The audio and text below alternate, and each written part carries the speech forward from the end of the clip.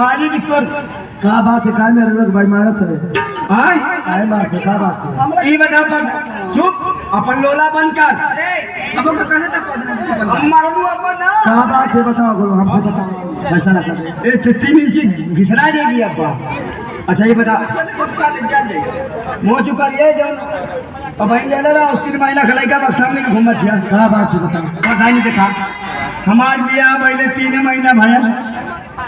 तू आन कसम खा तू जल्दी चली जा हमन का फैसला करके घर है तू का पूछला हम तो जाने ऊपर हो ना वो प्रधान जी तू चल जे बात ऐसे प्रधान के मिली कहा का बात है बताओ अच्छा ये बताओ प्रधान जी 3 महीना हमारे ब्याह भला और तबले कहा 3 महीना का लड़का वो लेके घूमना थिया अब बताओ हम कई मुंह दिखावे लग रहा थोड़े काले का मतलब कि लड़का दूसरे का एकदम प्रधान जी तुम एकदम सही पकड़ लेला ई लड़का लगा हम के नजारे में से लेके आई है बक्सा में पानी के का प्रधान जी देखी ना